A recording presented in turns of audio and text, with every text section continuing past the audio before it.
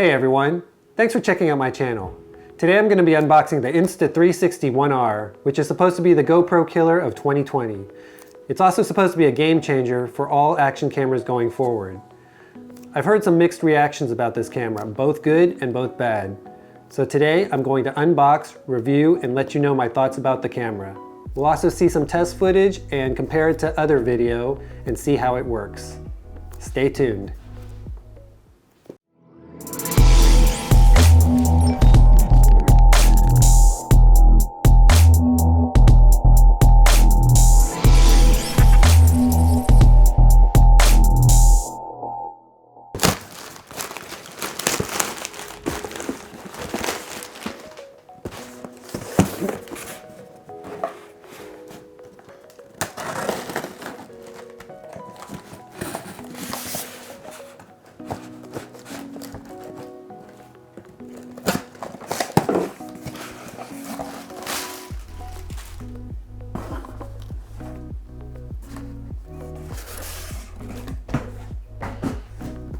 So what's cool about the 360-1R is that it's modular, so it comes in different configurations, of course for different prices.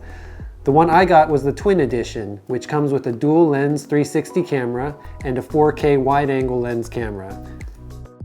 So first things first, like I mentioned, this camera comes in a number of different bundles.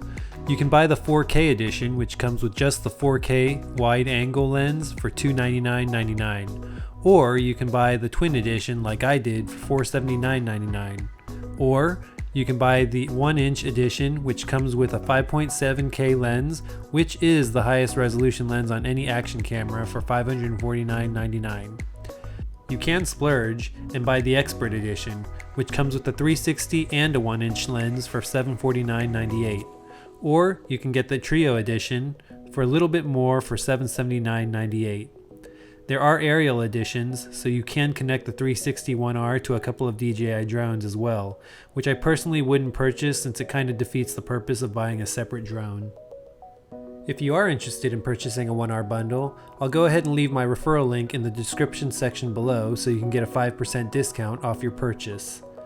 It's not much, but at current prices, anything is better than nothing. And you'll also be supporting my channel, which, by the way, thanks, I truly appreciate it.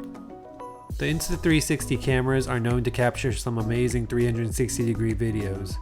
The 1R is no different. It captures 360-degree video using the dual lens 360 module at a resolution of 5.7K, similar to that of the previous Insta360 1X. If you got any of the bundles, you can also swap out the module and use the 4K wide angle lens to capture some amazing footage, especially with the flow state stabilization, which makes capturing footage without a gimbal so easy. As you can see in this video where I've mounted the 360-1R to the side of my car.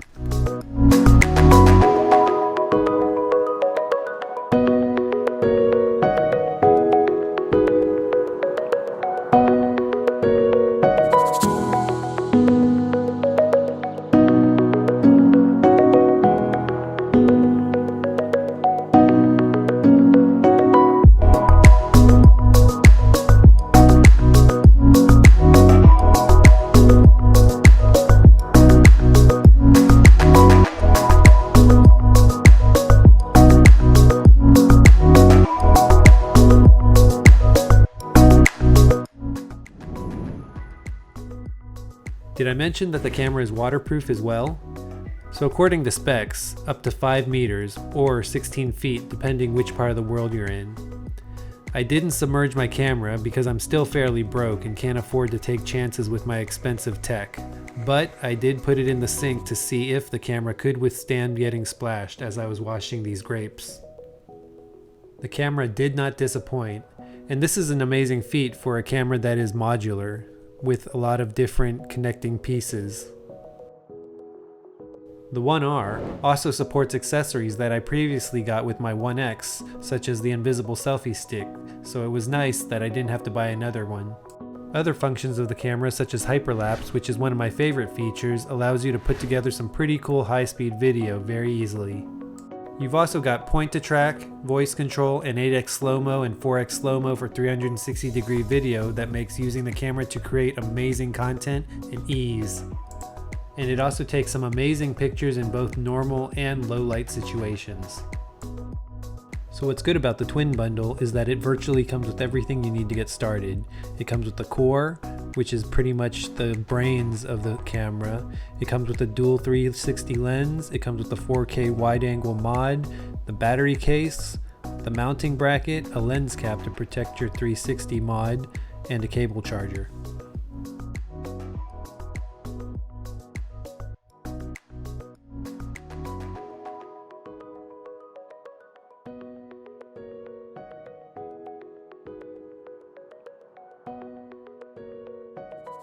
What's cool is that the camera comes neatly packaged with all the components secured in place.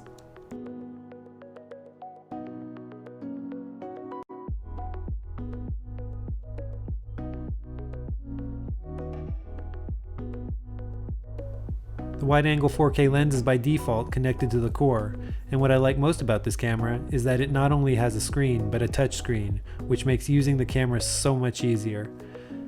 It also has your standard record button and power button, and based on my initial impressions and usage, I'm not a fan of how hard it is to push the record button. I assume it's a sacrifice to allow for better waterproofing, given that it is a single rubber piece to ensure that no water can seep through. There is a secure rubber sealed hatch on the side of the camera to cover and protect both the USB-C port and the mini SD slot. This is something I'm actually glad about.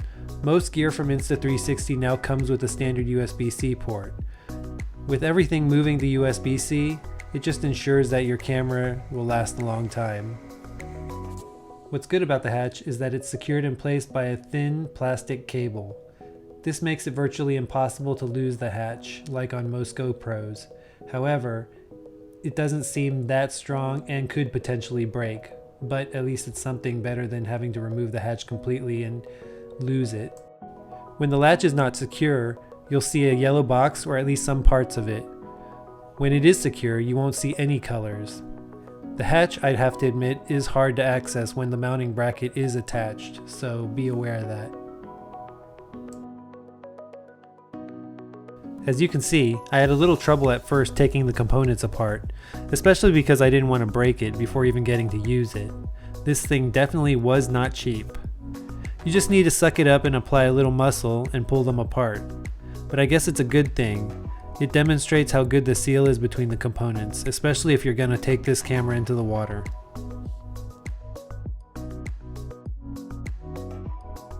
Because the camera is modular, you can connect the 4K lens and other components in many different ways.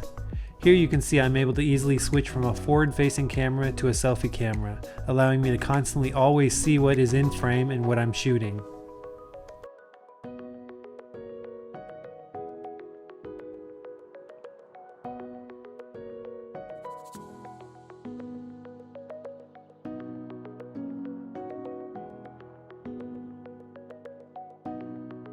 And here, the 360 module, which shoots 360-degree footage at a resolution of 5.7K, and it fits only one way. It obviously doesn't make sense to flip it since it shoots 360-degree footage, and you'll know it's connected incorrectly if the bottom connector is facing up.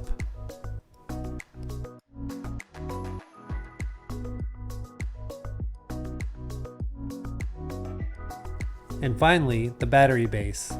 If the core is the brain, then the battery base is the heart that gives the camera life by powering the device. By default, it comes in a red color, but hopefully in the future, they have battery mods in different colors, such as my favorite color, the blue. The mods, once assembled the way you like it, and for your shooting purposes, connect very easily.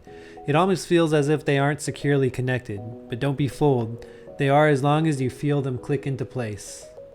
There is a release lever on the back of the battery base, and removing the mods is as easy as pushing that trigger.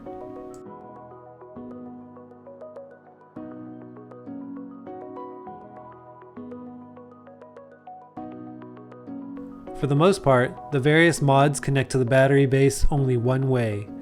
The connector for the modules are on the core component, and the lenses connect to the core.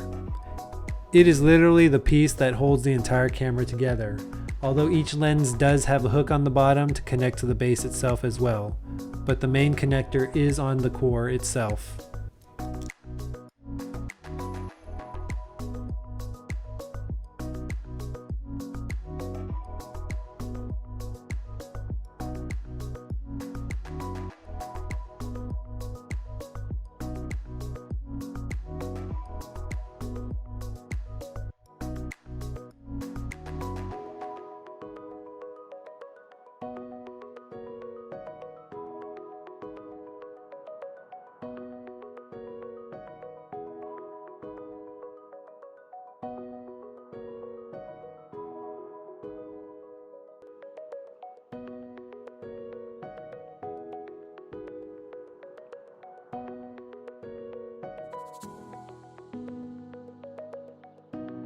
Also included in the package is a USB-C charging cable, and I'm pretty disappointed that it didn't come with a charging brick. You can never have too many of those around, and in this case, if you're spending upwards of $400 or more, how hard is it to include a charging brick as a part of the bundle? You also get an Insta360 branded microfiber cleaning cloth to clean your lenses with, and your standard Insta360 stickers for advertising purposes and marketing purposes, but then it also comes with a plastic mounting bracket, which to me felt kind of cheap and flimsy. I do like that included with the bundle came a cover for the 360 lens module to protect it when it isn't in use. It clips on easily and stays snug in place. You do, of course, need to figure out which way is the right way to put the lens into the cover to make sure it does stay in place.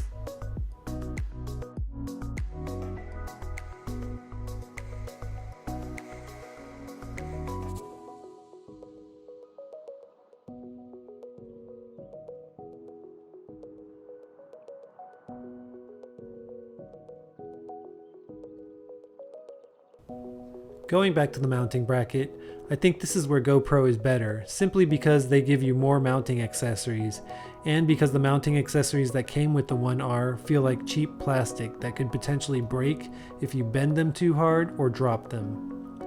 I'm happy to say though, that so far they haven't broken or cracked.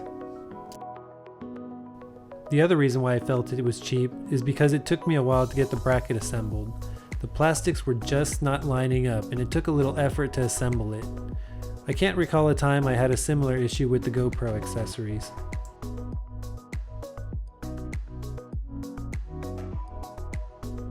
Aside from mounting purposes, I like to use the bracket to hold all of the components snug together. Not that it's needed. And again, it did take me a little bit of fumbling again to get the housing to clamp and lock in place. As you can see.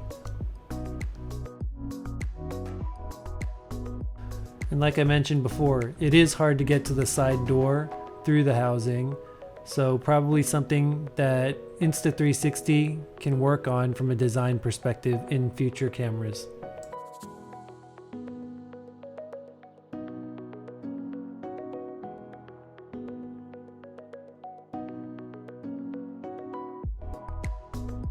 From a display perspective, although it is a bit small, the screen is super clear.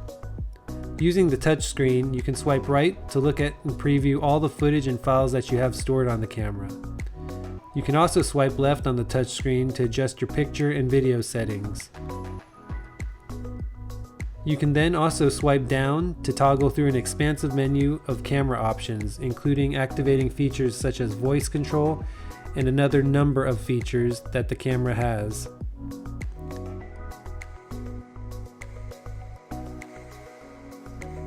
You can also swipe up to toggle and change between different shooting modes, such as videos, photos, interval shooting, and time shift.